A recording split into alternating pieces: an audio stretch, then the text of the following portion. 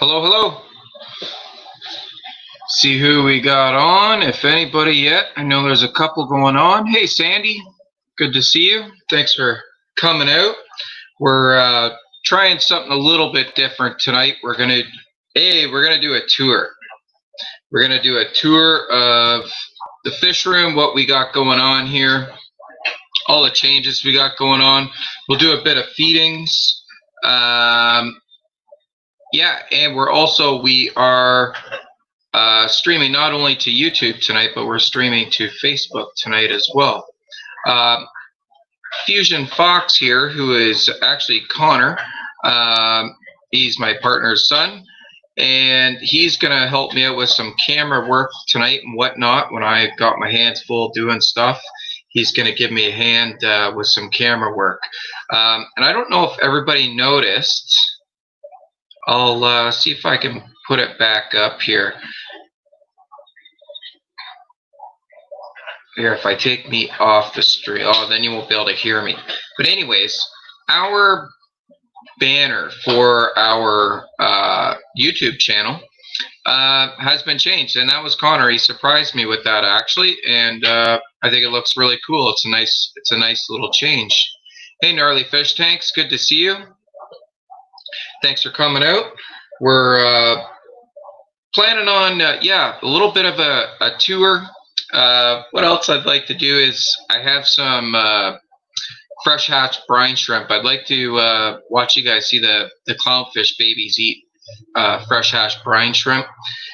They go like crazy for it. They go snaky for it. It's really the only time you get them out of the one corner of the tank.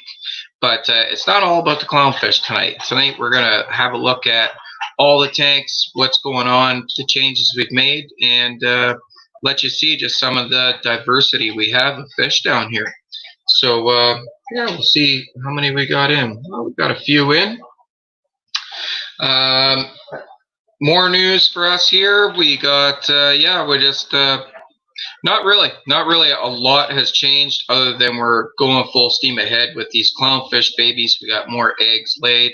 I don't know if everybody's seen the video on that. It was a super long video. I don't expect people to watch the whole thing because it was super long, but I actually got a spawning from start to finish, and it was really good quality video, not like the one I did on the live stream of. I couldn't get zoomed in enough to get a good look at them. Here's Roscoe here to come for some pets. But anyways, yeah, so that's the game plan for tonight. I hope everybody's interested in doing that. I was looking back, and we haven't done like a fish room tour, an actual tour of the fish room for quite some time. So yeah, I think it will be a good shot. I'll just show you this. There's one of the racks that we'll be looking at. That's two racks actually, but we've done a lot of work on the shrimp tanks over here. They're looking good. We'll have a look at the subscriber shrimp tank, the one you guys helped me design and aquascape. And yeah, we got some multis we can look at, some Amica splendens, different kinds of shrimp. And what's not over there anymore? I've moved some fish, and yeah, the 180's been all changed around as well. So we got quite a bit of stuff we can look at. So what I'm going to have to do this is I'm going to have to bring my phone as a guest, and I'll bring that on. I might get a little bit of feedback here. I'll mute that tour cam. When we enter the broadcast studio, we'll probably get a little bit of feedback, but I think we're ready to go. So I'll just move away from the computer as I do that.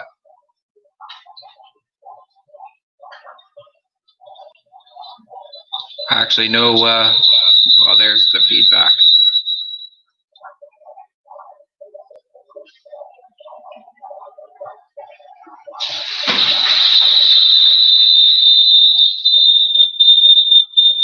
Okay, so that'll be better.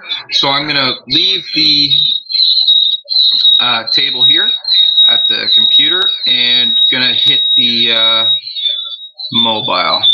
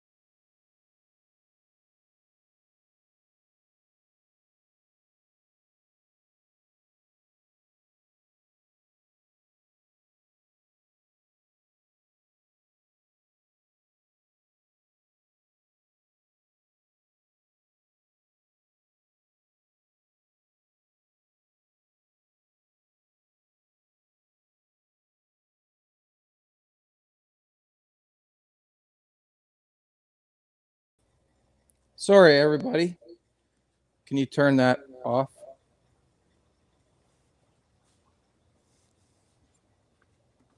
You got it off? Okay, perfect. Sorry, everybody. Oh, I was talking while I was muted. But anyways, you see me slide the camera around. We stopped to say hi to Roscoe because Roscoe's not feeling well, so he's just hanging out down here with us. But this is the fish room, how it looks now since our last fish room tour. And yeah, lots of tanks still. The 180s changed a lot. Then we have the clownfish grow tank beside it. 55-gallon beside that. And we're going to do something cool at that tank as well. We have the 72-gallon Amazon tank. And I was just telling everybody now for the second time, this is our clownfish, basically the larvae section where I keep the rotifers and the larvae for clownfish over here. But I think we'll start over here at our Ancestress grow out tank. So before I start, just going to make sure if everybody can hear me. We'll take a quick check here, see what people are saying. Okay, we're good. All right. So this is our 90-gallon grow out tank. And yeah, so we have lots of filtration in here. The main food we feed is zucchini. Fortunately, I planted some zucchini this year and it did very well. So we've actually been growing our own zucchini for our fish. So there's lots, they've been fed really well. So they're not all on the zucchini right now. They're all over the place. I give them a bit of driftwood, a cave, a bit of guppy grass. There's algae in here. This tank isn't meant to be pretty. It's meant to be functional, and that's exactly what it is. I use a very big grow tank for them, as you're going to see in a little bit, because I need water volume. I like to grow them fairly quickly, keep them fed really well, keep good water, and get them growing up fast and moved along. So this tank seems to do it. I like having the volume. I like having stable water parameters, and this helps me do that. So we'll come out And we'll start at the 65 tall down here. So this tank has changed quite a bit. It essentially does the exact same thing. It's still just a grow out tank. Right now it's got a bunch of cribs in it and one Mapenga Travasi that I didn't sell. He was hiding. So I got one Mapenga Travasi in there, some dirty glass, and a whole bunch of cribs from a spawn of cribs that we had. So they're almost ready to head off to new homes. But yeah, it's just a 65 grow out. They seem to be growing fairly quickly in there. I'm going to try something here, see if we can go full screen with this. Maybe we can see a little bit better.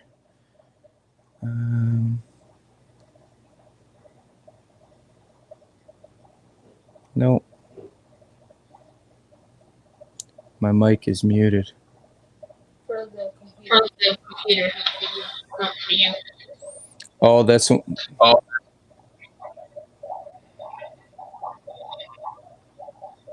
Sorry, I was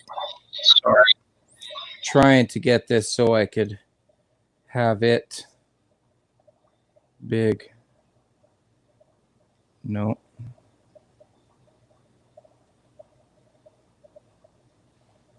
All right, sorry guys. This is yeah, Chris. Sorry, I can only see the comments when I'm back here on the computer. But yeah, Chris, the 65, it was filled up with a lot of erratices and what else was in there? There was erratices, cribs, Mapenga Travasis. There was all kinds of fish in there, but I do have another 65 tall as well that was filled up as well.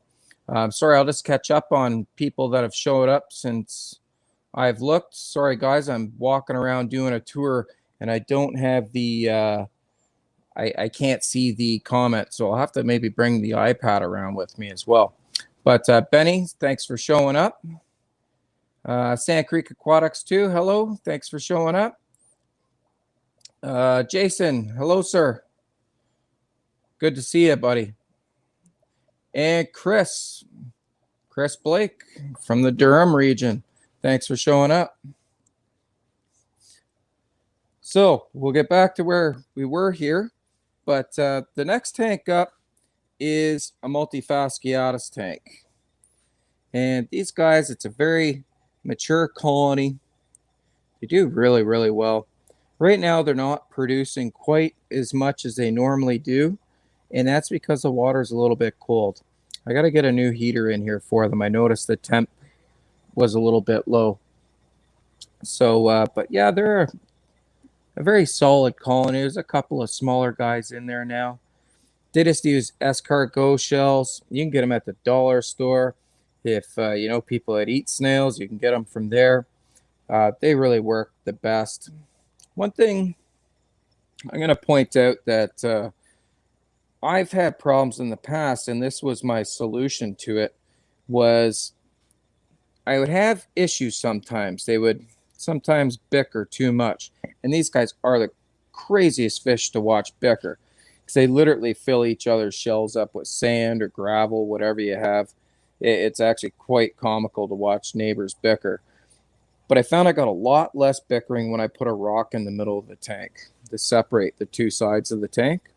And that way, if you had a couple of extra dominant males, they would pick opposite sides of the rock and everybody would get along. Seems to be a line of sight thing. But they are definitely cool little fish. I am sad to say I am going to be moving them along here shortly. I've been making more room for more clownfish babies is what I'm doing. And I've had multis for many, many, many years. And I think it's time to move along. I'm going to miss them. They've been cool fish, but this will be changing soon. So I'm glad I got this video out of it. Moving up, this tank is now empty. It's now empty. We're revamping things. So that used to have many of you would remember longfin ancestris in it. They're no longer in there. I still have them, but they're not in there anymore. So just so everybody can keep their bearings, we're going to move. I guess we'll just start at the bottom again on the next stack of tanks. Oh, now you all get a nice back shot of me with the camera. We'll change that because that's creepy. We'll point it at Connor. There we go. That's better. So the big fella, the big Frontosa is the only guy I didn't get rid of out of the 180-gallon tank. He's now got a 65 tall to himself for the time being. But I think I'm going to possibly find him a new home as well. I've changed my plan from having a large Frontosa tank, making the 180 a Frontosa tank. And yeah, I don't know. I don't want to keep this guy in a 65 tall. He honestly seems quite happy in here, but I don't know. I'd rather see him have his own colony in a big tank. So we will see if I can find him a decent home. And if we can, we'll move him along if it's a better place. Moving up one, we're getting into some shrimpies now. This tank, I think this tank looks awesome. Nicole actually designed this tank. It's a Lego tank. As you can see, there's a Lego shark, which still looks great. Amazingly, it hasn't collected any algae. I've never cleaned it. It just kind of grows in amongst, or stays in amongst the plants growing around it. So you got that. It's going to be real hard to see because it's overgrown. But there's actually a Lego crab in there, a red one. And then there's the Disney Princess Lego ship. I'm personally not into Disney Princess, but I think this tank turned out really, really cool looking. We did it kind of did it half-assed, to be honest. We got a lot of seeds from China, and this is what grew from a lot of them. It's I don't even know the names of half the plants, but I don't know. They look nice. I think they do anyways. It's just kind of a neat little tank. It's not overly productive. This tank does have some Black King Kong shrimps in it. I don't know if you see that one on top of the filter. And there's many more in here. But to be honest, black shrimp was probably not the best choice for this tank. Oh, I'm going to have to turn some lights back on. But yeah, they're very hard to see. There's probably, I'm going to say 15, 20 shrimp in this tank. Yeah, the only one I can find without a flashlight right now is that one on top of the filter. Oh, there's one on the plant right there. See if I can get it in. There he is. Another one. Those are actually two of the lower grade ones in here. Here's a little better guy back there at the very back. But they're in here. They're happy. Like I said, they're not overly productive, but they seem to, I don't know. It takes very, very little maintenance to keep this tank going. I don't do much to this tank at all, and it seems to thrive. So what I'll do is I'll do one more tank up the top here, the Emica splendens. And then I got to turn some lights back on here that shut off. And I'll check comments if anybody's got any questions. Or if you have questions, throw them in the chat. When I get back to the computer there, I will address them. But these are Emica splendens. They're growing out very well. They're not really breeding that much or anything, but they are growing out. I don't clean the glass very often, as you can tell either. But I've had moss and guppy grass growing in here like crazy. It started off as a little ball. Now it's almost the whole tank. And we have some neat red floaters mixed in this one as well. I'm actually going to try to pick a few out because they are mixed in with duckweed and stuff. I'm going to try and pick a few out and see if I can just produce those, the red plants there. If anybody knows what the red duckweed, I guess it is, is called. Put it in the comments for me, please. But yeah, these guys are kind of neat. Where are you, Connor? Do you want to grab the camera for a sec? I'll grab some food and we'll feed these guys.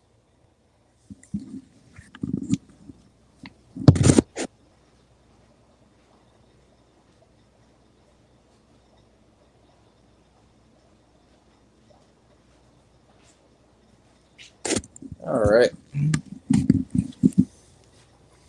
These guys, I generally just feed them pellets, cichlid pellets, and it's got a lot of veggie in it.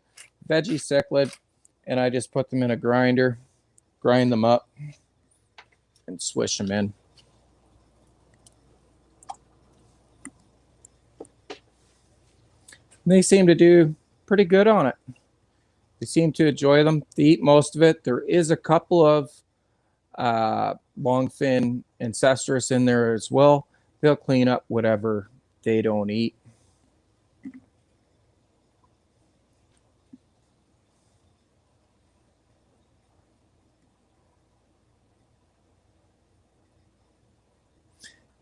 Frank doesn't know anything about splinins. I don't know a lot about them. I've kept them, but I really haven't put a lot into them, to be honest. But the ones that have yellow on their tails, those are males. Now there's one in here that is a weirdo. This bigger guy over on this side. Yeah, Connor's got him there. Now, if you notice his tail, it's got black. It's got like a black stripe through it, not even real pronounced, but that's a male. And when I bought them as a trio, but it was actually a reverse trio, and I didn't know it. So yeah, some of them have better markings than others. That's a good looking male. He's got a nice tail. But these are on the cares list. My personal thoughts on them, I don't know, guys. I like to try and be honest. I'm not necessarily a bandwagon jumper. I got them because they were on the cares list, but I actually find them to be a little bit boring, to be honest. They don't. I don't know. They don't really tickle my fancy that much. So I'm going to breed them out a bit, and then I may find homes for these guys as well. Someone will have a little more appreciation for them than I do. But maybe I'll give them a bit more time. I've had them close to a year now, I guess. So, yeah, I don't know. What do you guys think of the splinins? I don't like to keep something just because it's on an endangered list or something. I like to really enjoy it as well. And so far, I don't know. These guys haven't done a lot for me.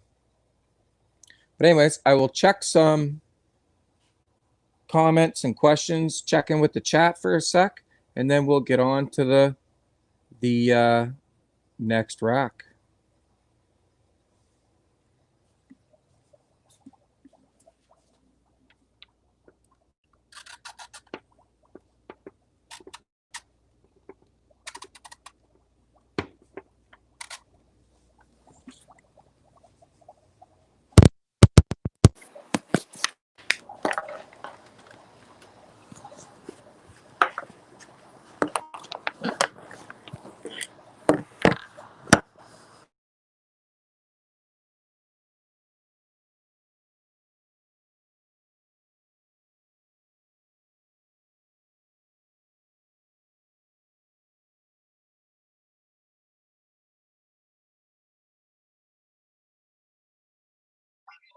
Yeah, it sucks that I can't see the chat from the phone.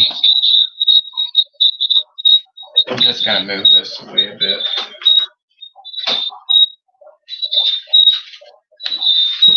All right. I don't know why that was still.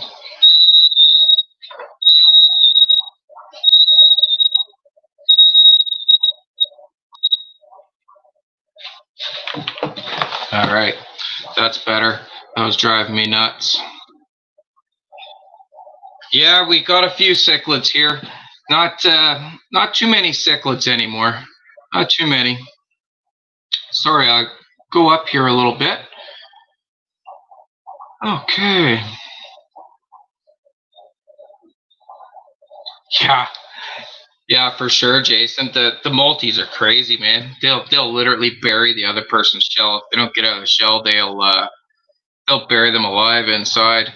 It's they're very very comical to watch. If you have the time to sit around and watch them for uh like a longer period of time and watch the interactions they have with their neighbors, it's pretty crazy. And another thing, if you put sand in instead of gravel, you'll see a lot more of that interaction because they can move the sand around a lot more easier than the gravel, and they will landscape it however they want.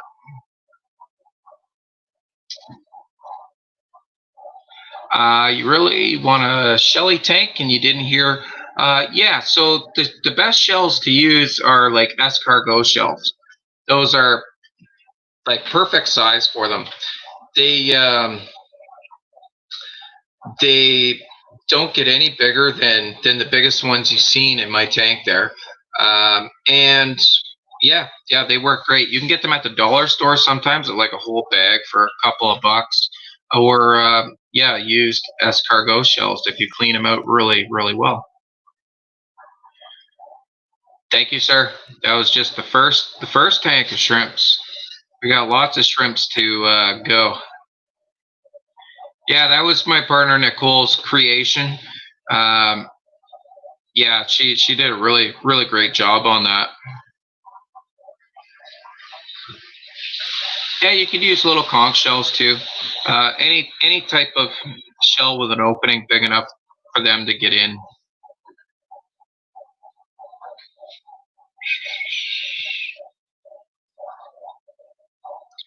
Yeah, so one thing to note with multis, if you notice that I didn't have any other fish in with the multis, and that's because they're little dicks. They're good to each other when they get their stuff sorted out, but like I've tried keeping them with sips before. Oh, the sips can't get near the sand. Can't get near the sand. If you have a big enough tank and you just have little pockets of multis, they would do just fine. But they're very hard on any other creatures in there. I don't even put Ancestris in with them. Like I won't put a bristlenose in with them. They will peck his fins until he doesn't have any more.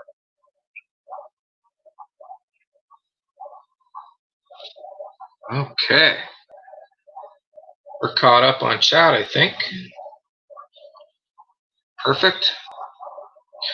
All right. Yeah, everybody hit the like button if you're liking what you're seeing. And yeah, let's keep this stream going. This is neat to see ones on Facebook coming up. Yeah. If you want some, Chris, you know how to get a hold of me.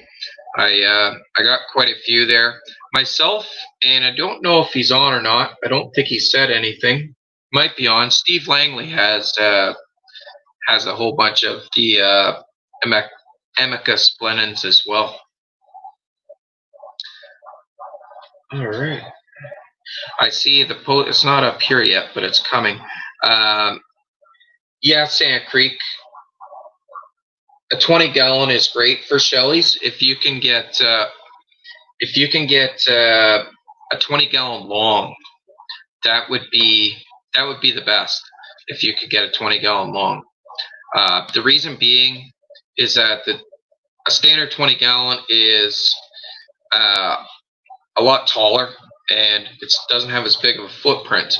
The bigger footprint is better for shellies because they spend all their time on the bottom. So yeah, 20 long. That's what mine are in there now. The only reason they're in a 20 long is because I blew a seal on the 29-gallon they were in.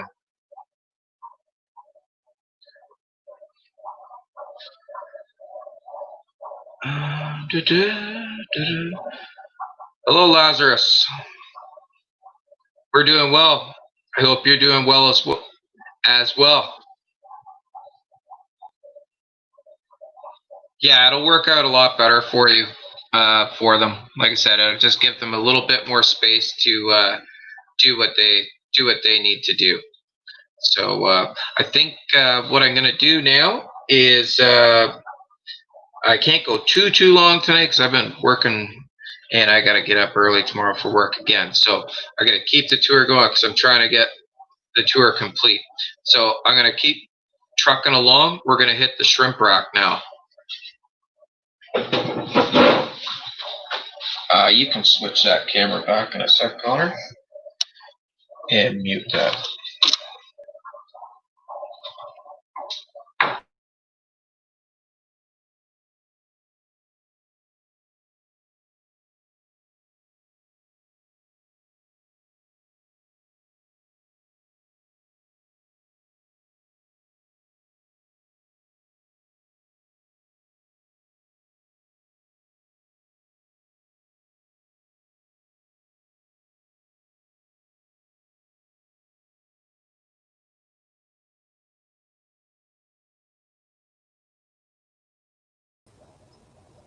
Okay, we're on live.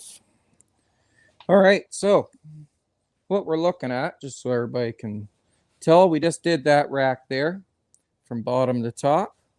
This one, I think, well, we'll start. We're missing tanks here, so we'll start just up top in this corner. So this is just a 10-gallon tank. I've honestly used it just to grow out some female black metallic guppies, which I've sold. So I don't have the black metallic guppies anymore. So this tank just has a few raggedy plants in it and some short fin ancestris. There's, I don't know, 10 or 12 little fellas in here growing out. And obviously a whole bunch of snails, which is, we call that pawl food around here. Well, that's all that is. We won't spend too much time on that tank. There's not much to look at there. And same thing with this tank. Nothing going on with it anymore. Literally, it's just growing guppy grass. I don't even have the filter running. It's just growing an awful lot of guppy grass. I gave about half of this to Steve Langley the other day, and it still looks absolutely full. So yeah, that's all that's going on for the 10 gallons here now. I stole one of them for some clownfish grow out. So we'll move over to the next tank, and the next tank here is a 20-gallon cube. So all these 6 tanks that you see here are all 20-gallon cubes. And this one has red King Kongs in it. They're not super high quality.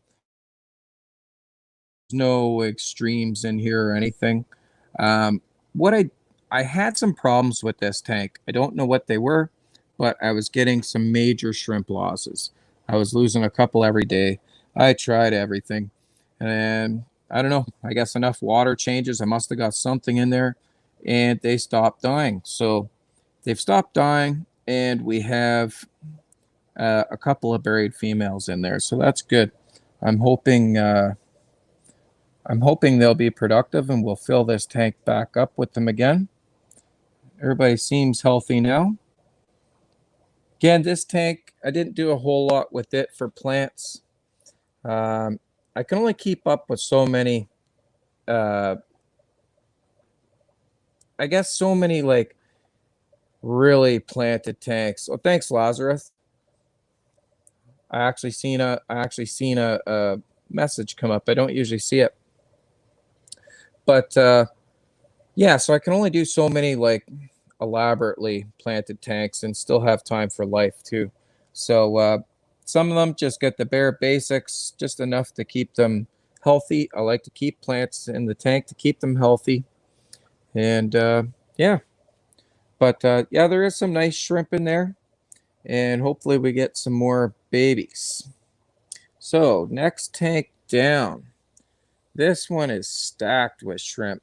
It's a little bit foggy. I've been feeding a lot of zucchini to it, but this is my crystal reds. And there's a lot of them in here. And we'll do the tank right beside it as well, because I've actually moved a whole bunch of them from here to that tank because it was way too overcrowded. But they're literally everywhere in there. A lot of water lettuce, some plants I don't know the names of. There's Cambodia in there. There's Rotella in there. Maybe Jason can chime in and tell everybody what this one is. I got it written down somewhere, and I asked Jason. But yeah, it's a little foggy, but they've been eating a lot. I won't feed them for a couple of days now just to let things clear up. But yeah, that's a lot of shrimp. And these guys would be graded as double S quality. Double S, no entry. And what no entry is talking about is the saddle. They have funny Japanese names for all the saddles. You've heard of Mazuras and whatnot. These guys have just no entry. They're just a normal saddle. Thank you, Lazarus. Yeah, I try to keep some nice shrimp. I try. If you're gonna keep shrimp, keep nice shrimp. I say that, but we'll look at another tank that's got some crappy shrimp in it.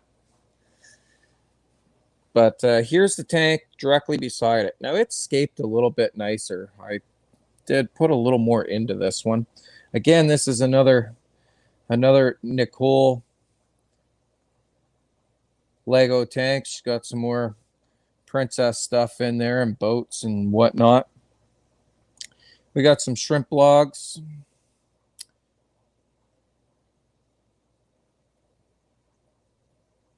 Yeah, wood is good for them streetwise. Really is.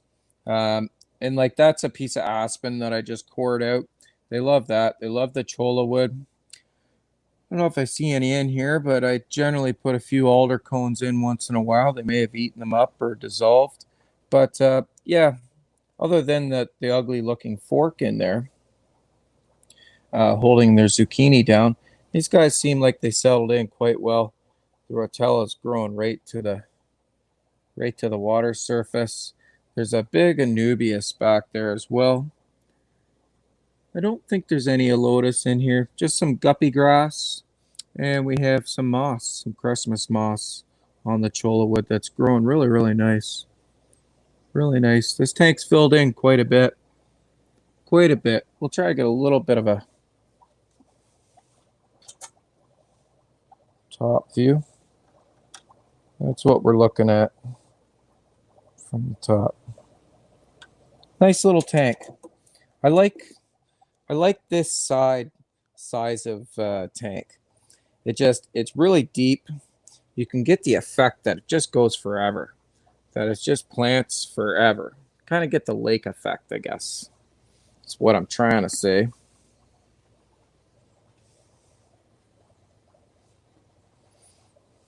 Yeah, throw her in Sand Creek, get those tannins working.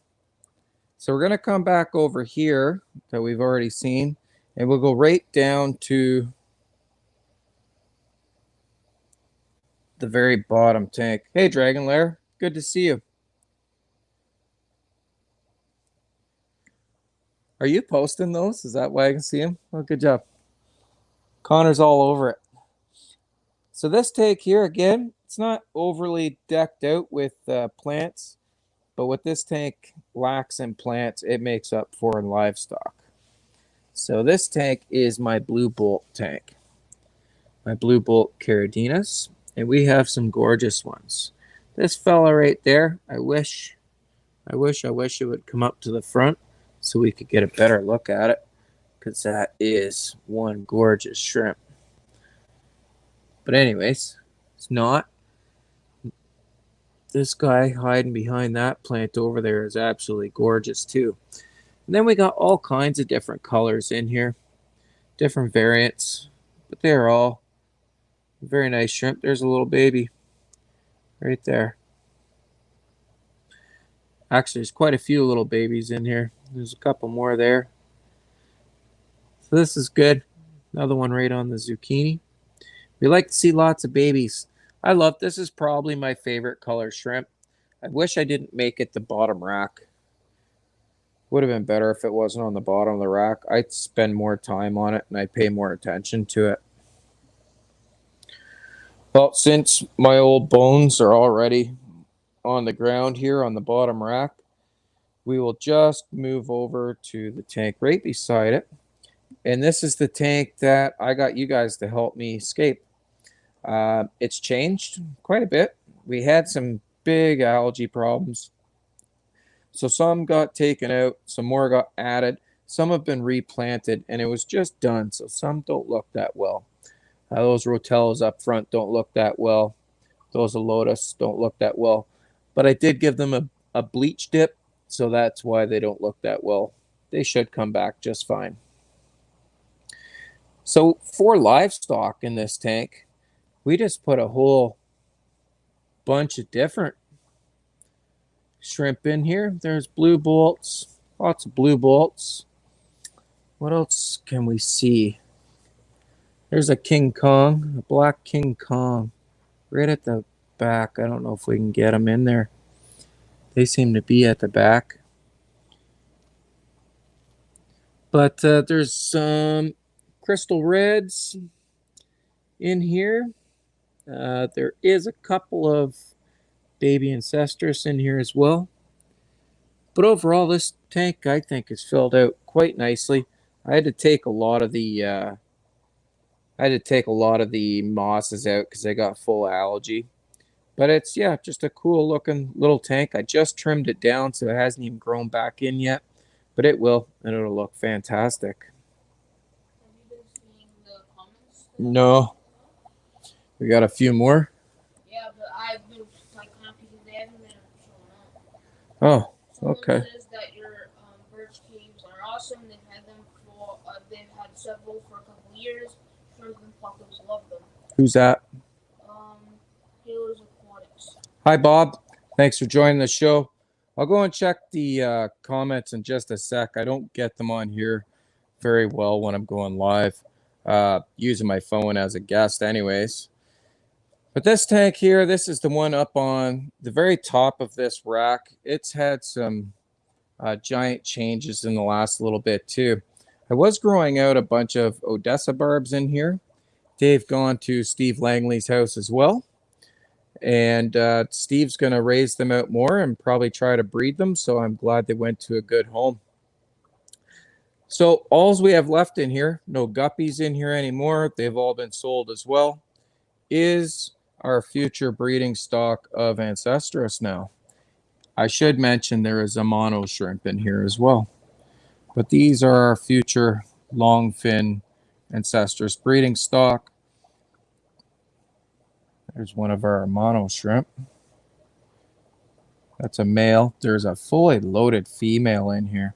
I was actually having fleeting thoughts of trying to actually raise the babies from them. I think I can do it. I have enough salt equipment around here, and I do enough salt now. I think I could do it. Just looks like a real pain in the butt. But these guys, these Ancestress, they've all had a little bit of a blue tinge to them. So we've been raising them out, hoping that carries on. There isn't any eggs yet, but there will be very soon. There's about 10 in here. 10, maybe 12. There's lots at the back by the filter. Got a couple of sponge filters running it, a heater.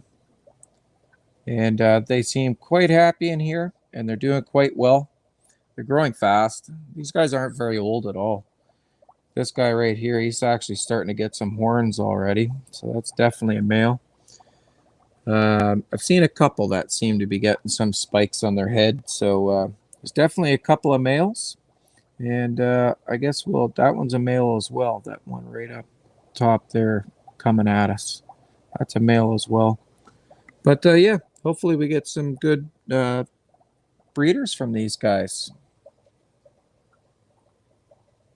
So I'm going to head back to the studio. We'll take, I'll get a couple of comments taken care of, and then we'll keep working our way around.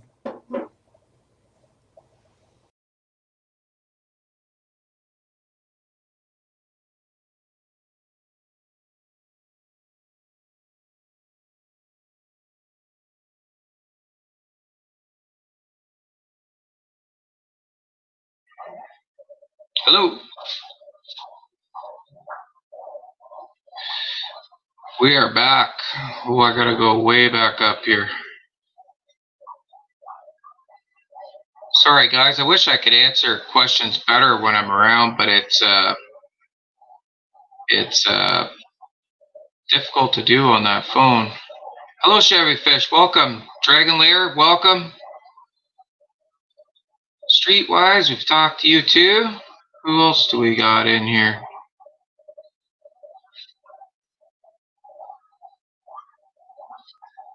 For anybody coming in, that's Connor from Fusion Fox. He'll post himself up there. You got kids that are into video games and stuff, get them to check Connor's website out, or sorry, his YouTube channel out. And yeah, he's got some pretty cool gamer stuff on there, but he's doing some of the camera work for us here. It's going to be in a minute anyways when we get over to the 55-gallon tank, and he's been manning the computer here, so it's helping us out. Sorry, I'm just checking to see if there's anything.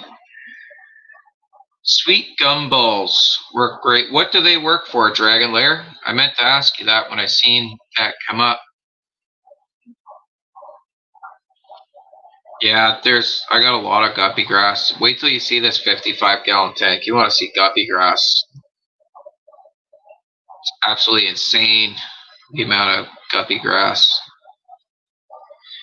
Yeah, so a lot of people are, I don't know, I guess are leery about putting wood into their tank. I put a lot of wood in my lower pH tanks. It sometimes tints the water a bit, but I don't mind. To keep up on the water changes, you'll be okay with the tint. And I don't mind the tinted look anyways. There's not too much clear water in the wild either, where a lot of these fish come from. Thanks for throwing that up there, Chevy. And get down here. Yeah, Bob's bought a few of them. They do work good. Most of the plecos that Ancestris we breed here come out of them. And actually, I haven't really said much, but we're gonna take some out of a wood cave that are ready to go into the grow tank in just a minute here. So that's what we're gonna be doing in a sec. So you'll get to see the caves up real close.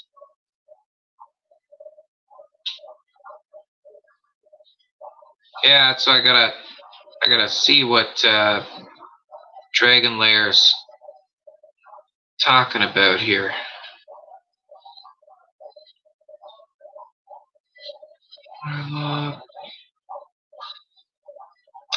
Streetwise says, I know breeders like to get all sorts of lines and keep a few varieties, but my wild type striped neos have become my favorites and still have color variety.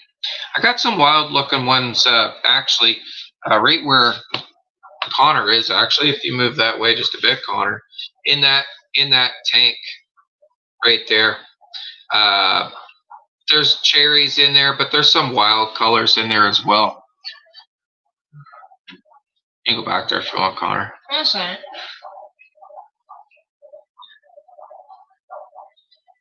Yeah, for a lot of the tanks, I like to make sure, I don't know, I don't want to say I try to let the fish have fun, but I try to keep them engaged a little bit at least. It's got to be boring being in a tank. There's some people say it's actually mean to keep the fish in a tank. I don't think that way. I think it's okay. Quite frankly, if you're a good fish keeper, you're probably prolonging that fish's life if it's not worried about getting eaten every day. That's a huge bonus of being in an aquarium. Somebody said something. I missed it. I lost it.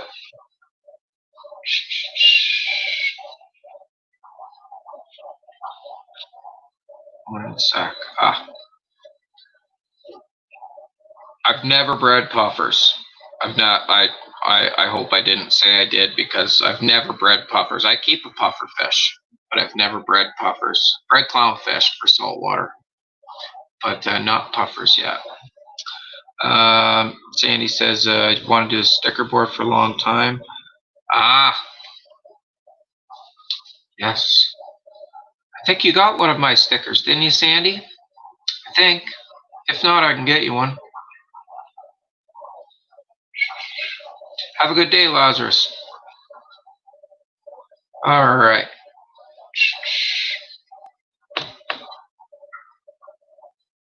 See if we're all caught up here. Sorry, guys. Takes me a minute.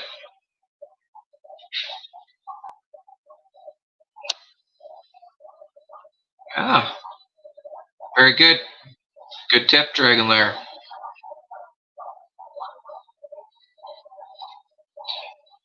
I have some red reelies upstairs. They don't get a whole lot of love, to be honest. We have a little 5-gallon tank upstairs with some red reelies in them. But yeah, they're nice. I do like the orange. I like the orange ones better as well, to be honest. Yeah, we can't start spreading rumors. Can't start. People start thinking I'm breeding fish that are only ever wild caught. We'll have some problems.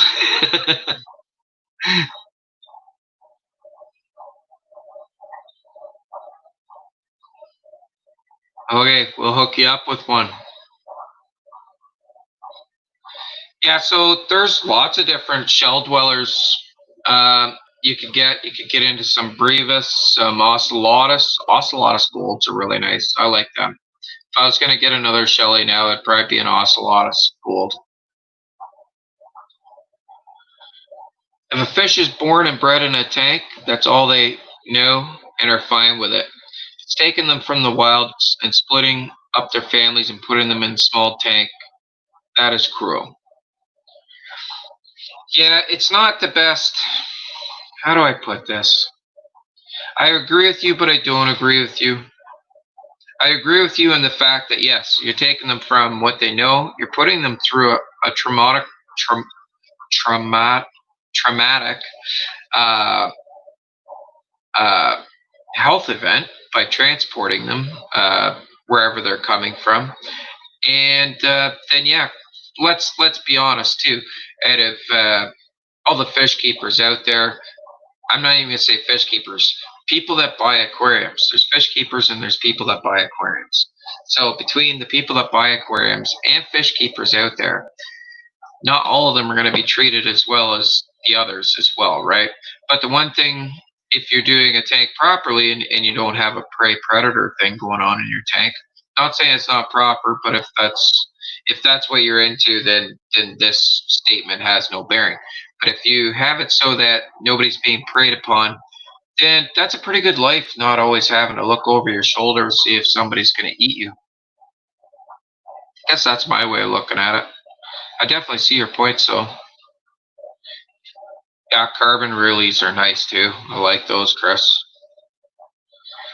The only Neos I have now is the little, sorry, over here, the little tank back there, and I have a little tank upstairs with Neos in it. And then, yeah, the rest I have are Caradina. Okay, so it'd be very similar to our alder cones, I guess is what you're saying there, Dragon Lair. Okay, so we're gonna start this again. We're gonna hit the 180 and the 55 gallon because we're coming up on an hour, so I know we're gonna be over an hour. But we'll hit the 180, hit the 55 gallon. We'll pull some babies, let you guys see us pull some babies, and we'll have a look at the Amazon tank. We'll have a quick look at the clownfish rack. And there's only one group of larvae up there, and they're in the middle of meta right now, so they look really weirded out. But I'll let you guys check them out. They do get a bit weirded out. And then I have some fresh hatch brine shrimp, and if you guys want to see some baby clownfish go nuts, that's what we feed them. They go absolutely crazy. It's about the only time they come out of the corner. Usually they just eat their little swarm in the corner, but they'll actually come out for this. Okay, give me 1 sec to revamp here again. I'll let Connor look after this here.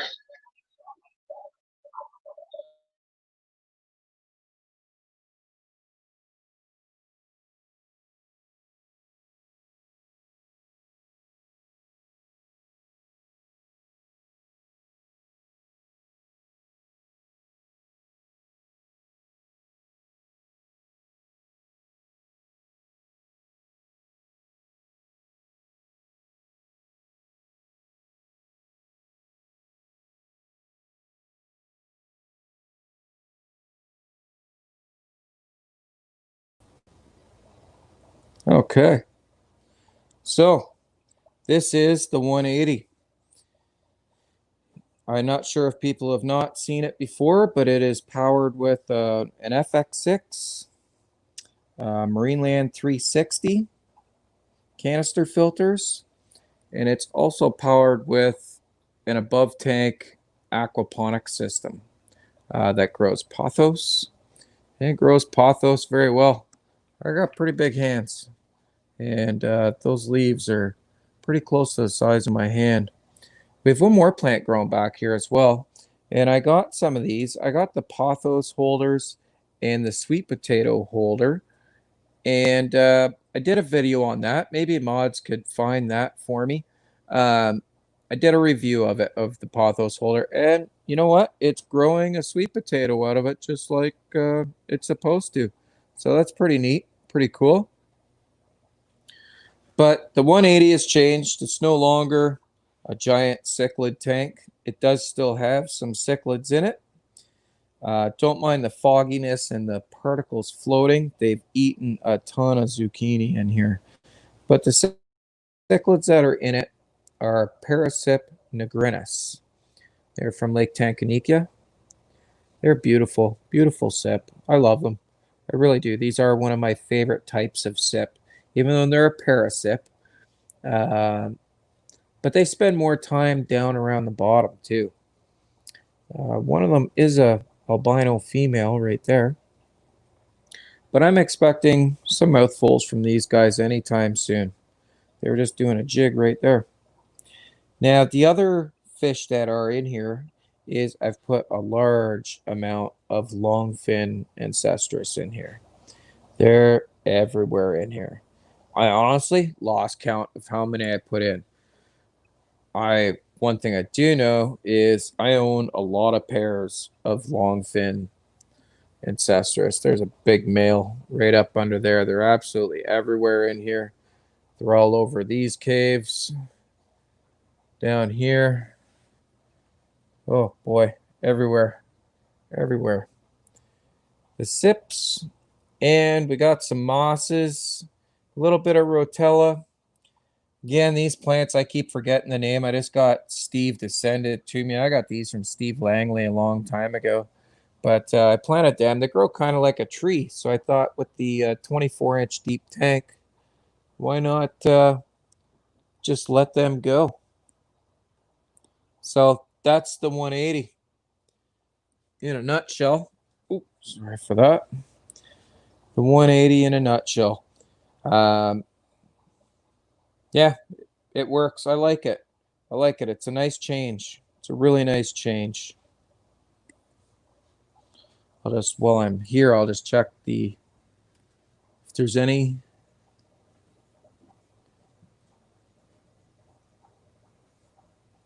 Yeah, I think we're good. I don't see any. Do you see some? No. Okay, perfect. Oh, yeah, Connor can't get it full screen from here. We can't get rid of that on the guest. I guess I could, can't I? Why can't I? I don't need the volume there. There we go. Yeah, that works. Okay, perfect.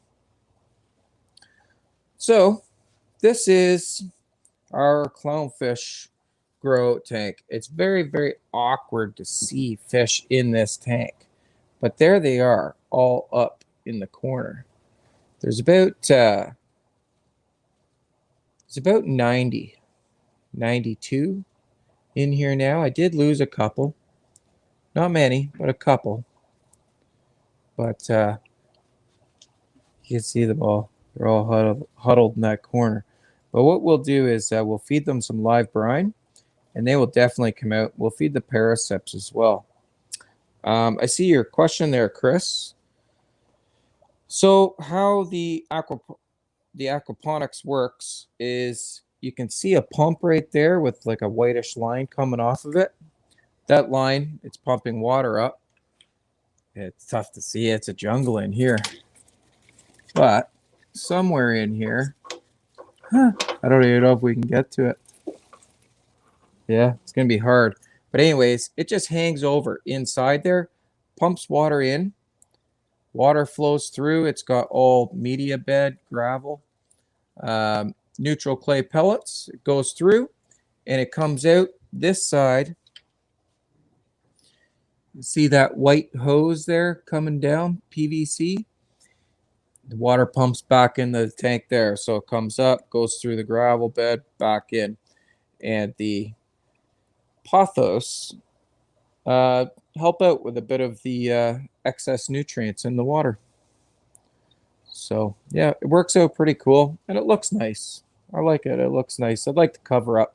I could go a lot fancier than a plastic tub, but it works. All right, well, let's do some, let's get some brine shrimp ready. You gonna come help me, Connor? I'm gonna need a hand with this. We'll get some brine shrimp ready for these guys. I'll hand this off to Connor. We're gonna work right here. So actually come down here. You can get a shot of it first. This is my brine shrimp hatchery right here. Essentially, it's makeshift, two pop bottles. And this was a light off of a crappy plastic goldfish bowl. Works pretty easy. I just use an airline in it. Oh, there's Roscoe. Come to check us out again. All right. So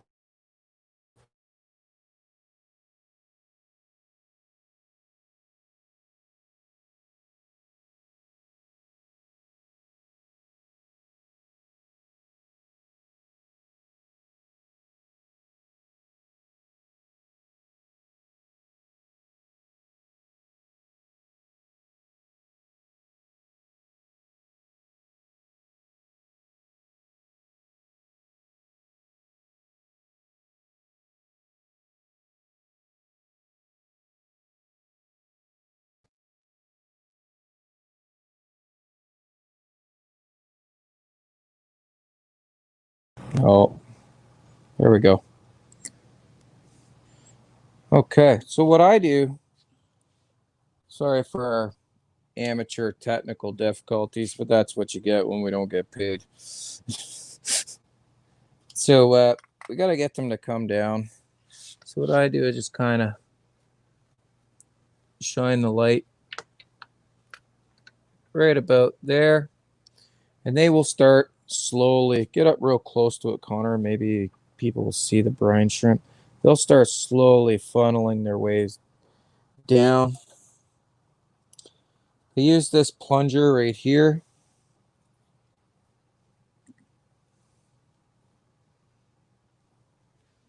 Coming down. Oh yeah, look at them all.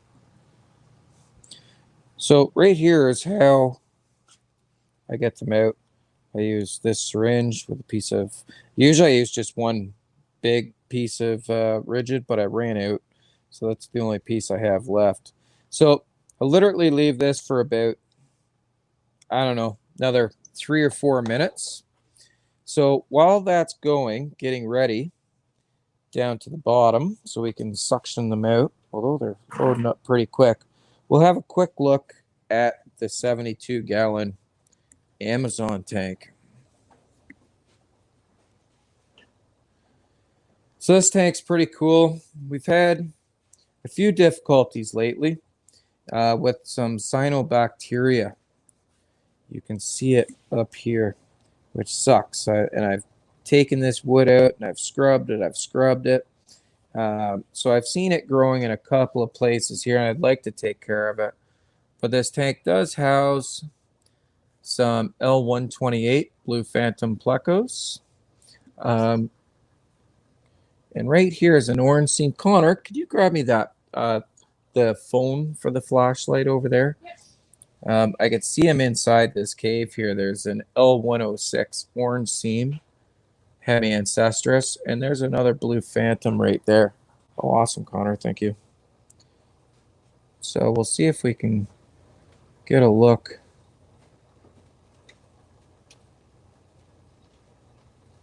Inside, it's not working out. Oh, barely. It's hard to see. Yeah, it's pretty dark. It's a pretty dark cave. But anyways, yeah, there's an L106 in there. And he's pretty feisty. Blue Phantom.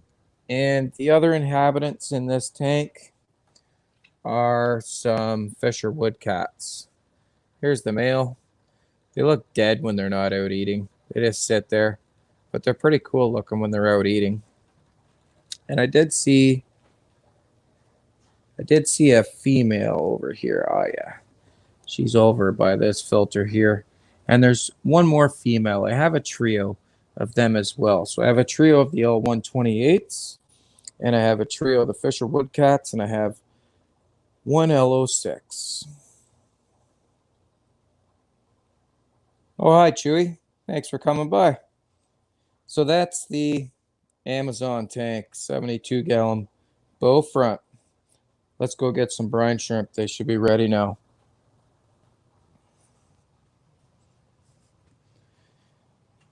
So I guess it's almost ready, but so this is the clownfish rack. It's working out great, guys. I really like this setup. I really like it. I like having my rotifers right there. I like having my hatch tanks right there, and I like having my fridge right there that has my rotifer food in it, my brine shrimp in it, has everything right here. I got a mixing table right here for doing my salt, my laundry tub here, my RO bucket here.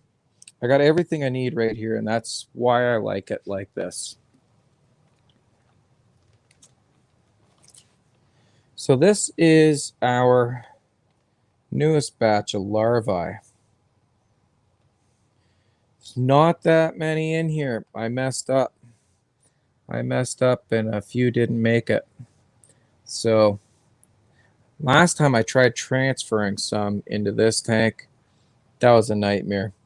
It didn't work. And I don't know if I got an ammonia spike or what happened, but I did lose a few out of here. There's still quite a few in here, but not as many as there could have been. So we're not going to feed them. Well, I guess I can actually feed them right now. Here, Connor. So these guys are about, I'm going to say 9 days old, 9 or 10 days old. I literally take a mix of pellets and flake food. I just put a pinch in my fingers, and I pinch it in. Give it a slight swish for any that are down below, but most will come up to the surface to eat. They're, like I said, right now they're in the middle of metamorphosis, so they're all weird and doing weird stuff. They don't know where they are half the time.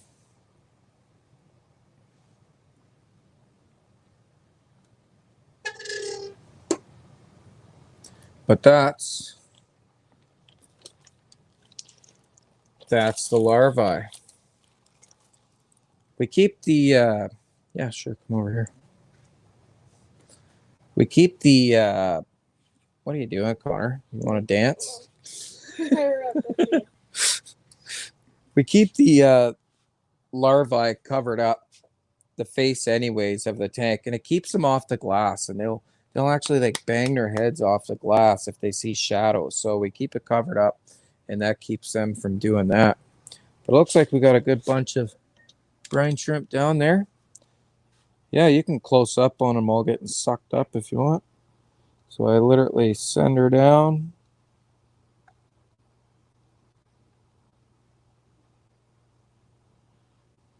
Suck them up. And that's what we end up with. A whole lot of nutrition.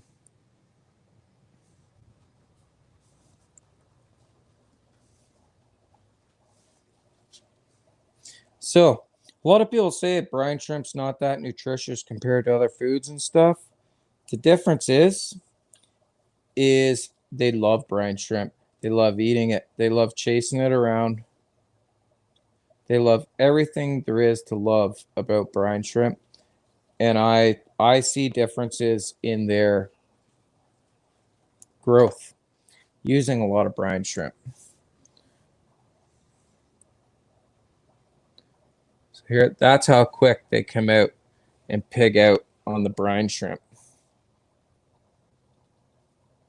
They'll be right out here in a sec. But this is like the absolute, they love it. This is their favorite. Their favorite. And you never see them come out this much unless you feed them brine shrimp. They will for the flake food, but they don't go crazy about flake food like they do for this stuff. And you'll see their bellies. Their bellies would be like protruded by the time they're done. They will go absolutely nuts over this for, well, until it's all gone. And I fed them a lot. They'll eat it all. So we'll come back to them in a minute because I'd really like to get these babies out of this cave. I'm a couple days late, I think, to start with. So some may have already gotten out. But we'll get the rest out. And we'll come back to this. They'll still be out here hunting and eating when we get back to it. All right. So this is the last tank down here that we have to go over. So this is our 55-gallon absolutely plants gone wild tank. Lots of inhabitants in this tank. This tank has 12 New Guinea red rainbows, full adults. Has a bunch of tiger barbs and some baby tiger barbs that I bred and put back in here. There's one of them up there. That was one of the ones that I bred. And we also have Odessa barbs. There's the female, the mature female. And there's some, I put in some smaller ones. I did keep some. And you'll see them all through this guppy grass. There's a few in there. But yeah, it's a pretty crazy tank for plants. Guppy grass, hornwort. There's Christmas moss in here. There's absolutely every type of plant, and it is thick. There's more pleco caves back there, but you can't see them. I guess if any pleco babies got out, any ancestress babies, if they got to the grass, they'd have a pretty good chance of survival. So I keep quite a few short fin ancestress in here as well. So there's, I don't know, I think there's 3 males and about 10 females, full adults. And you guessed it, they eat a lot of zucchini. So let's pull this cave out. Do you got that flashlight again, Connor? We'll see if we can have a look in it before we start. But it's this one over here. Whoops. Oh, yeah. I'd say they're ready to come out. They're almost out. So we're going to pull that cave out and get it ready for the grow out tank. So I'm going to give Connor the honors here. So how I'm going to start this, I came ready. That's our brine shrimp. Just going to scoop a bit of water if we can find a hole in all the plants.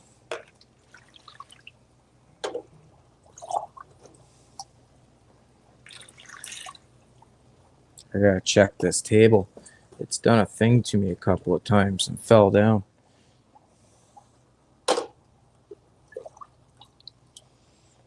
don't get too much water, but just enough to cover the log when I pull it out. All right, very simply. I do this fairly quick. I don't mess around with it too much. I don't want to prolong the process.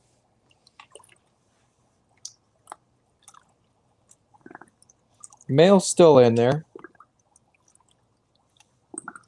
He generally doesn't leave. Once in a while, they'll come flying out.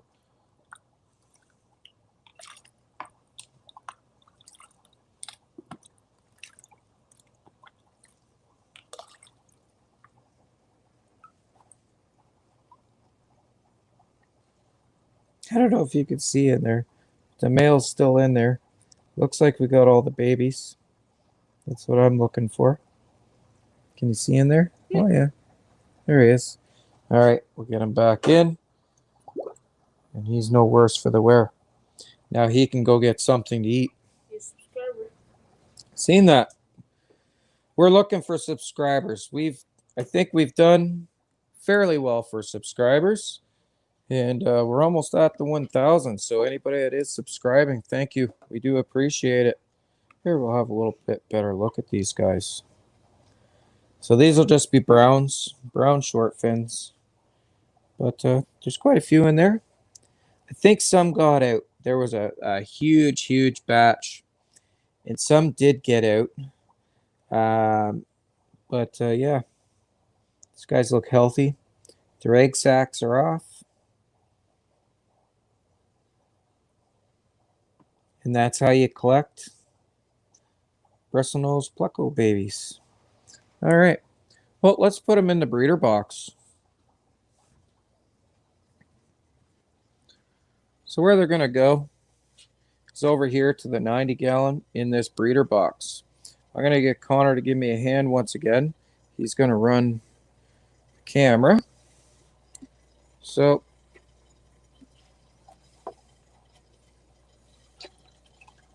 I don't want any of that water in it. Essentially like so. Now, I don't mind pouring my water into, Connor's got to follow me here because he's connected, into my, like switching my water between those two tanks, because it's happened lots of times before. I don't have any diseases in either of these tanks. So, but I'm not just going to dump it in there. We'll get some out here so we have enough for the breeder box. I want the breeder box to be, did I lose one? Nope. I want the breeder box to be at least half full of their existing water, because we're going to drip the new water into them, because the water chemistry likely is a little bit different. All right. That's what we'll save.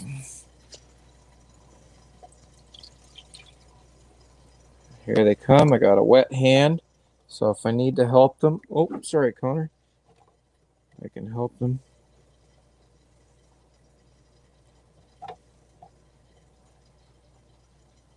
Couple stuck on the side in the breeder box, and there we go. They're all in. Empty. So you can get a shot of those, Connor.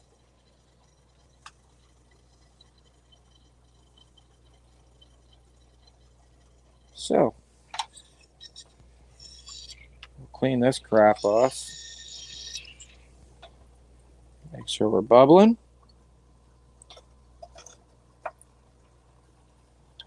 I'm going to turn that down a bit.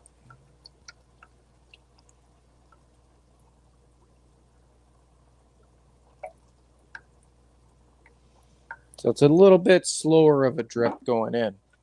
Now, I'm going to show you all the very first food that I feed my plecos.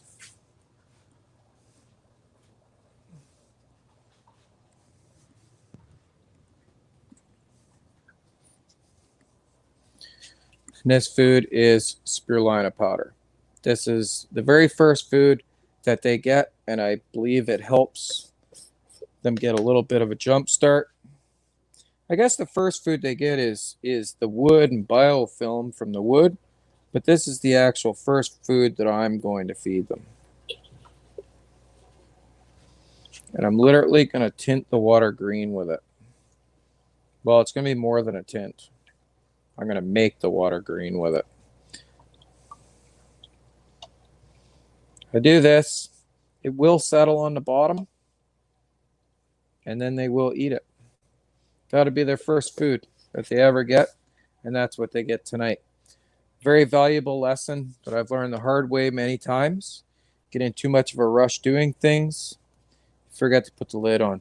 If you forget to put the lid on, you're likely going to find a whole bunch on the floor in the morning. So don't forget to put your lid on with Ancestress. All right. Let's have another look here at the clown. Yeah, I get those clownfish, Connor. They're all the way out now. And then while Connor's doing that, I'm going to give the sips a little shot of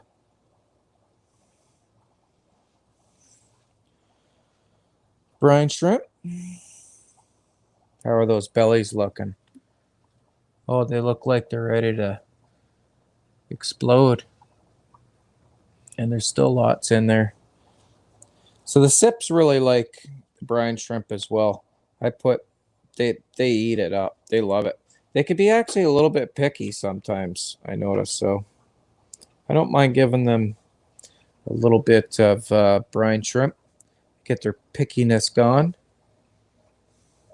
There they go. Once they start realizing what it is, they're all over it. And we got a little bit extra here. So we'll give these guys just a little bit. Most of the fish in this tank are too big to eat them, but there is some smaller fish that appreciate it. And we'll give the cribs some brine shrimp. And the multis, they enjoy it. Little shot there, little shot there. Little shot there.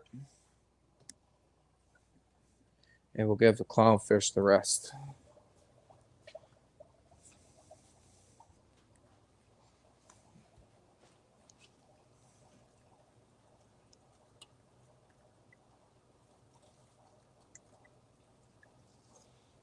Now, when you use this equipment for doing brine shrimp or anything, make sure you clean it out really well when you're done with it too. I will. I'm going to set it here for now, but I will clean it out really well when I'm done with it. If you don't, you'll get all kinds of problems.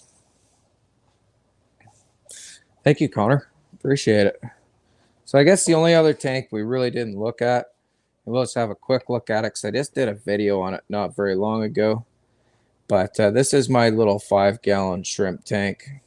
It's got some babies in it. It's got some okay looking reds in it, and it's got some low quality reds in it. But it's, yeah, this tank's matured quite nicely. I like what's happened with it. There's a little wee baby right there on the log. There it is. So yeah, it's doing well. Doing well. All right, I'll get to the chat.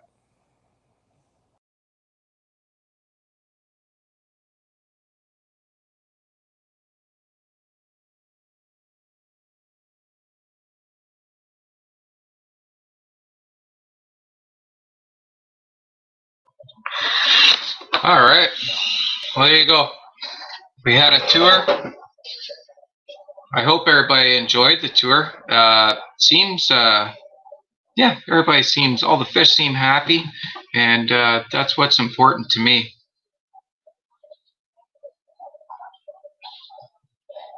All right, let's see. I think that was just about it for the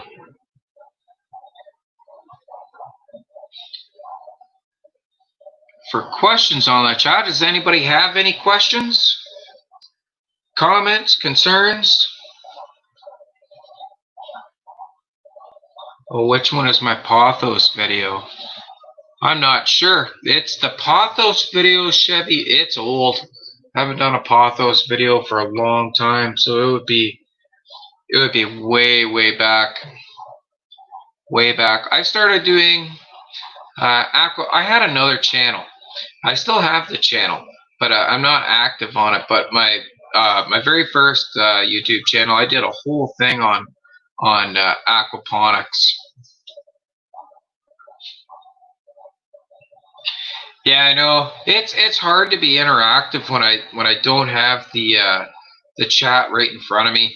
I apologize for that. You know what? So you know what we need to do? We need to, everybody, anybody that's interested, that you might think would be interested in this channel, get them to subscribe, and then I can go live right from my phone and do better tours. As soon as we hit 1,000 subscribers, we can do that. So that would be great if I can actually just go live from my phone or my iPad. It'd be a whole lot easier. You're right. I didn't, Chris. I was waiting for someone to pick up on that. Excuse me. I don't. I don't. For that, honestly, for that little wee bit of salt. So the one went into a 180-gallon tank that's got cichlids in it. And into the 65-gallon tank and the little 20, honestly, that little bit of salt is not going to harm anything. I feed brine shrimp every other day. I don't feed it every day. So I don't think it has that big of an impact, Chris. Not enough that I'm worried about. My water changes, my water change schedule will take care of that little bit of salt for sure. But yeah, if you're not keeping up regular water changes, most definitely you should rinse your brine. And obviously going into the saltwater tank doesn't matter much anyways. What'd you think of those little guys going after that? I think they go nuts, man. They go nuts for that brine shrimp. I love feeding them brine shrimp. I love watching their bellies get all packed up full by the time they're done. Hello, Big J. We're almost wrapping up. You came in just at the tail end, and we did up to an hour and a half fish room tour now. But I hope everybody enjoyed it. And like I said, there's some new things to come. There's a couple empty tanks because they're not going to be empty for long. I have a batch of clownfish eggs upstairs. That'll be ready to hatch. I think in about 4 days now, 4 or 5 days. And yeah, I'm gonna need more tank space for raising them out. So I'm trying to be responsible about it while I do it. Make sure I don't bite off more than I can chew with raising these clownfish babies. They're a lot harder to raise than most fish. And yeah, they're consuming, time consuming, money consuming, everything. So I'm slowly kind of transitioning some things that I've had less interest in and getting into some things that I have a bit more interest in now. So it's a work in progress. But anyways, everybody, that's enough listening to me blabber on for one Monday night. I hope everybody's healthy, staying safe, and until next time, take care, everybody. Happy fish keeping. Bye for now. Oh, big thanks. I always forget, and almost did it again. Big thanks to moderators. Thank you, everybody who is moderating, and thank you to Connor. Connor helped out immensely today. Immensely. I appreciate it very much. So, and thank all of you for watching. Bye for now. Happy fish keeping all.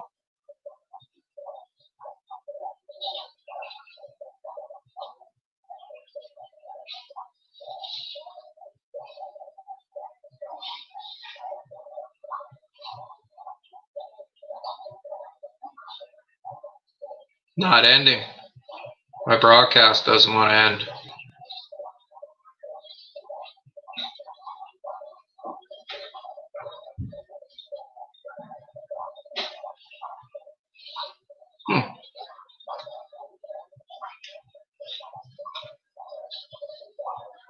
Well, it looks like we're still alive.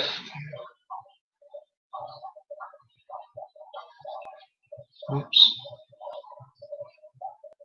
I don't know why it won't end. I can't even get into the internet anymore.